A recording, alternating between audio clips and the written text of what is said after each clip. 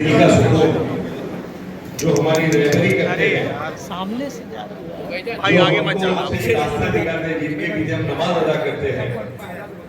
हमारे मोइन अशरफ साहब, सईद नूरी साहब, रजा अकेडमी के आफ्ताब भाई, साथ में सैद अली भाई, हमारे निजामुद्दीन राई साहब, हमारे अरशद सिद्दीकी साहब, स्टेज पे बैठे सभी उलमा इकराम, मेरे सामने बैठे मेरे अजीज बुजुर्गों, भाइयों, दोस्तों और साथियों, आज की ये मजलिस एक तारीखी मजलिस है।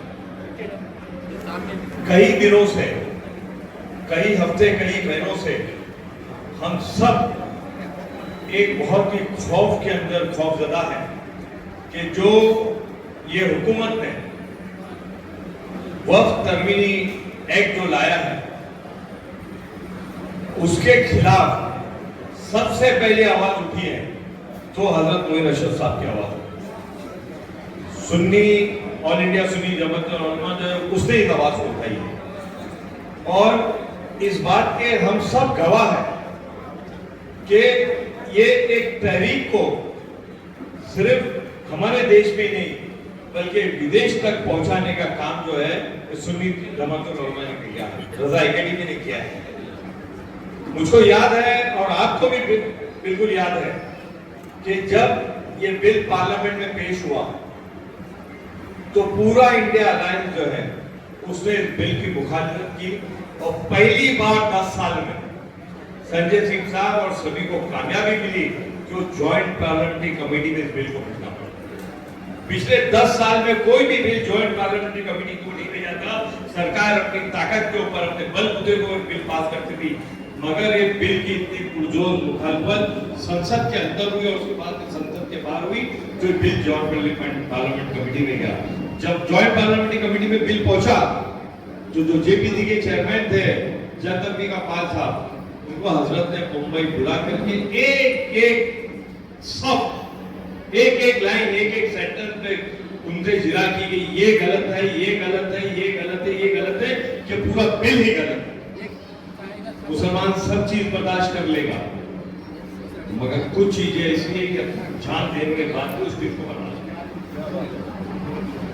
वक्फ एक बार अल्लाह की राह में किसी ने कोई चीज दे दी तो चीज अल्लाह की हो गई, उस पे किसी बंदे का, किसी व्यक्ति का हाथ लग ही नहीं सकता। वन से अब, ऑलवेज से अब, ये बेसिक फंडामेंटल है इसका। और हमारे बुजुर्गों ने, हमारे बाप दादा परदादाओं ने इतनी बड़ी बड़ी जो मस्जिदें कायम की, क्यों कायम की? लोग यहाँ आए, नमाज पढ़े, श्रद्धा करें अल्लाह के सामने, अपनी इबादत बंदगी करें। हमारी दरगाहें, हमारी खानकाएं हैं, हमारे मदरसे हैं, ये सब और प्रॉपर्टी के ऊपर है, औकाफ की चीज है और इसका मालिक सिर्फ और सिर्फ अल्लाह है। और इसके ऊपर कोई उंगली उठाएगा, कोई हाथ दिखाएगा तो उसको बर्दाश्त। और संजय सिंह साहब, पार्लियामेंट में 544 लोगों ने जो एमपीज है, कोई बहुत बड़ी मेजोरिटी से बिल पास नहीं हुआ हजरत। 232 मेंबर ऑफ पार्लियामेंट ने बिल का विरोध किया है। इसका मतलब यह होता है कि तकरीबन आधा हिंदुस्तान के एमपी ने इस बिल की मुखालफत की। तो जो बिल पार्लियामेंट में पूरी मेजोरिटी से पास नहीं हो सकता है, वो लॉ कैसे आ सकता है? आज बात सुप्रीम कोर्ट के अंदर है। सभी एमपी ने, सभी जो इंडियन एमपी, सभी ने मेहनत करके उस बिल का विरोध किया और संजय सिंह साहब उसमें आज यहाँ पे मौजूद है और आपने सभी ने, मुझको यकीन है कि इनकी तकरीर सुनी होगी और जिस तरह उन्होंने ललकारा है, जिस तरह उन्होंने अक़लियतों की बात रखी है, मुझको बेहद खुशी है। क्योंकि अक़लियत की बात तो अक़लियत के लोग रखते हैं संजय साहब, मगर जब एक आप जैसा आदमी, जिनके मुझको हजरत ने कई मरतबा इस बात का जिक्र किया है कि आपके वालिद जो गिरामी है वो सूफी से बहुत मोहब्बत करते थे, सूफियों के घर पे आना जाना था और एक बड़ा सिलसिला है आपका, आपकी फैमिली का सिलसिला है। आज जो खून होता है ना वो रॉयली होता है। जो अच्छा आदमी होता है उसकी नस्ल अच्छी होती है तो आदमी अच्छा होता है।